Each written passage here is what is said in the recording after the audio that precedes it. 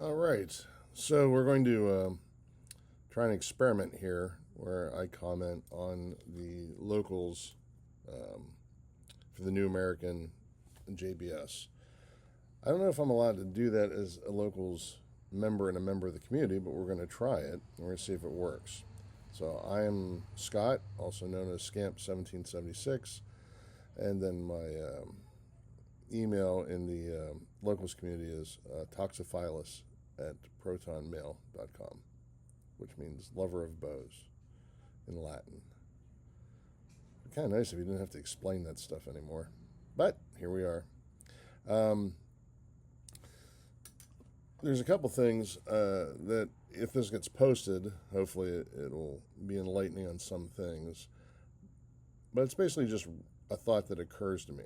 And every time I have one of these thoughts, I will try to make a short video like this. If it doesn't go into locals now, hopefully in the future it will, or archive it. And I am working on a podcast with a friend of mine, and we'll be maybe recycling this then.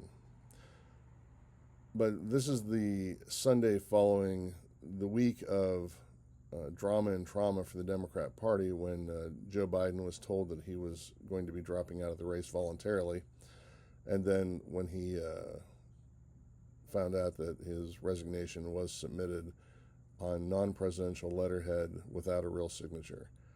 So, and then Kamala Harris came in. And the interesting thing was that was last weekend, and we had the whole week of fallout from that.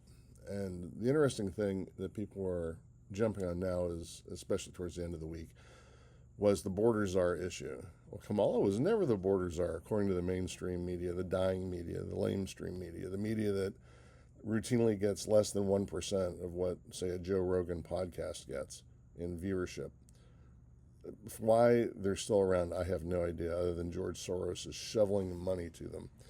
However, they have been like, oh, Kamala Harris was never a border czar, and yet, of course, she was the border czar, which is put in a bunch of our meme lords on the right, which, thank God, we can meme and we can shoot, because it means eventually, no matter how this goes, we win the destruction of the American empire and the restoration of the American Republic war. So, good for us. But that whole, even those really nice 15 and 20 minute clips of memes with a talking head going, oh, well, Kamala Harris will be a great border czar. And then this week, oh, Kamala Harris was never a border czar. This is a GOP talking point. This is Trump lying. Those are great clip shows, and I love watching them. But what I found interesting, and what brought this epiphany to the forefront of my mind for today, was the nature of a specific individual, AOC. God love her. You know, she's one of those people that shows that just because you have a pretty face and a rocking body doesn't mean you can accomplish anything, because she can't. On Friday, when Joe was still in the race, and there were rumors that he was going to resign that weekend, AOC came out and made a public statement that she was fully behind Joe, that there was a cabal of people who were trying to get rid of him, to shove him out, and Kamala Harris was one of the masterminds who was working to overthrow the Democratic choice of the Democratic voters who all in the primaries voted for Biden over, say, someone who was cogent like RFK Jr. In any event, that's her statement on Friday. Over the weekend, the coup occurs, and on Monday, AOC is on camera going, Joe Biden is so noble to drop out of the race voluntarily. He is a noble man, and Kamala Harris will make a great president. She is going to be awesome. And the interesting thing that to me, the interesting thing was that Kamala was no different Monday than she was Friday to AOC. Joe Biden was no different. He had never chosen to drop out of the race. That wasn't his choice. But AOC had changed. And AOC changed for the very simple reason that the DNC, the Democratic National Committee, the Democratic Party, the oligarchs behind it, the paymasters, ultimately, at the highest level, follow the money, you want to know what's going on, said, this is the change. The party has made a decision, and the party is always right.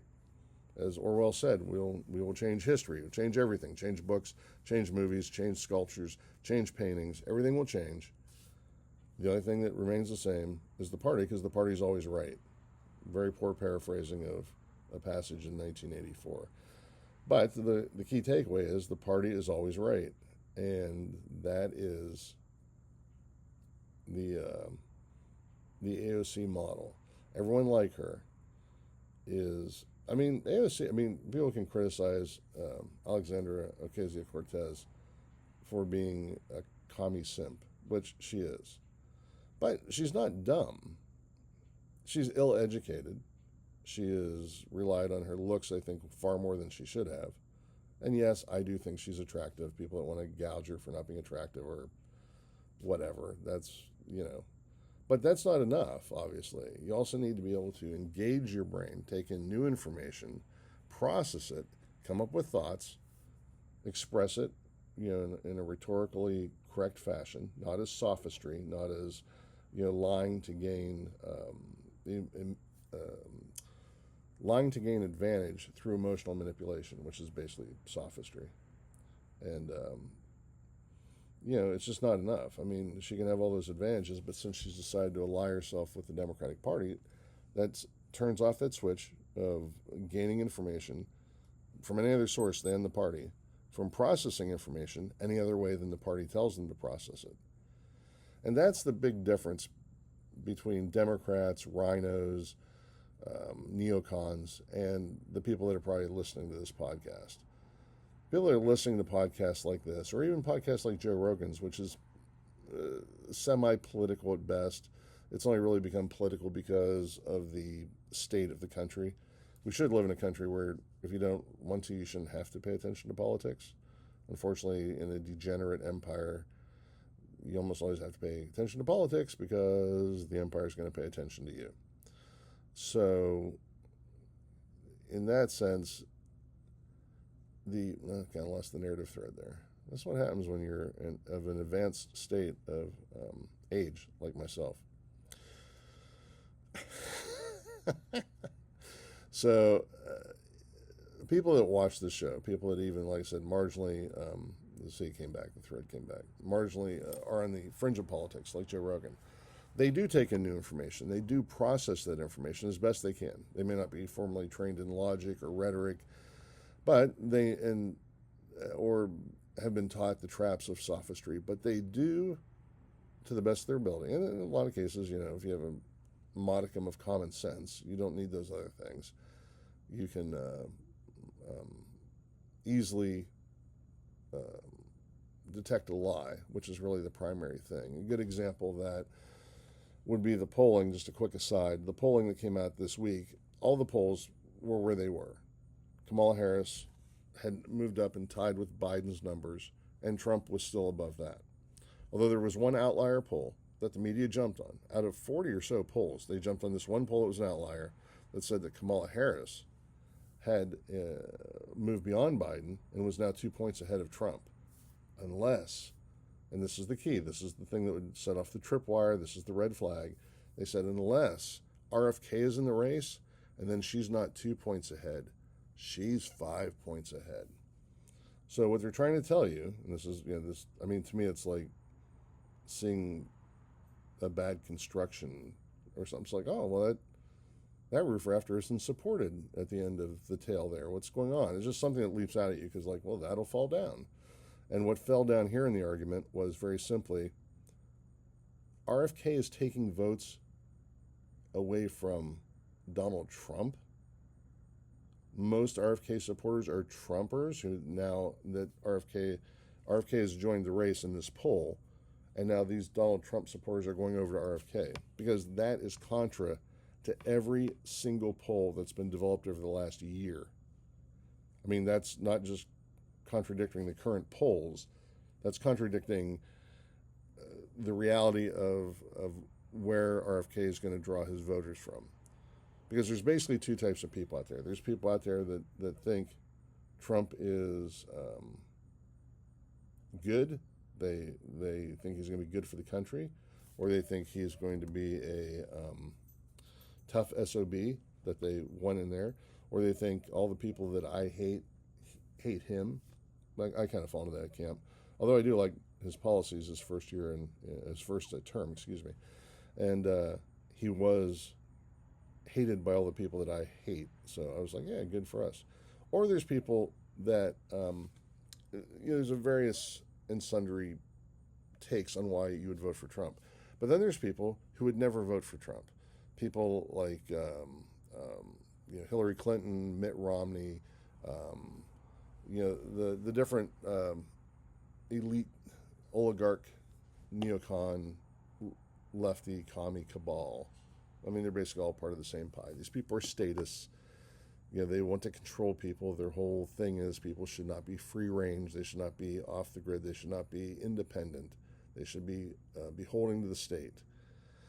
Those people, which will just, are people who would never vote for Trump. They're anyone but Trump. Well, anyone but Trump would be RFK Jr. also. So they get to the point where they just can't vote for Biden, or now they just can't vote for Kamala, then they would have voted for RFK. Which, I mean, if I were in that group, I would probably vote for RFK too, because he's not Kamala and he's not Biden. He's kind of outside the system, even if his policies I disagree with and I would not support. So that is a red flag, because they're saying, oh yeah, RFK in the race would take more votes away from Trump and put him into Kamala's camp. Not true. So that's how, so if you have a common sense or a passing familiarity with logic, you would be like, oh, okay, that's, so if that's not true, what else, if they lied about that, what else are they going to lie about? Anyway, so we've been going for about 12 minutes here, so I'm going to wrap this up. I think 15 minutes at most is a good slot for an individual idea. And this is my first run out of the gate, so hopefully it came off very well. There is information out there to be gathered. Lamestream media does not work. Go to the New American, go to Epoch Times, look at what the John Birch Society has produced as far as books and other material. The Creature from Jekyll Island is a must-read. If you want to understand how the banking system works in this country, how it got started, that's where to start. The Creature from Jekyll Island.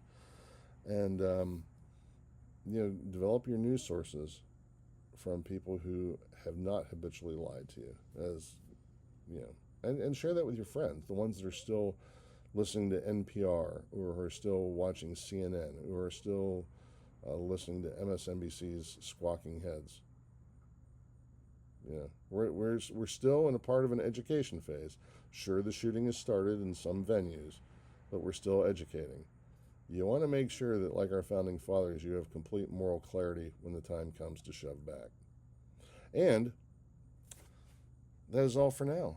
So thank you for watching, and if you have any comments, please add them below. If you like this, please hit the like button. If you really didn't like it, hit the dislike button twice to show how you didn't like it.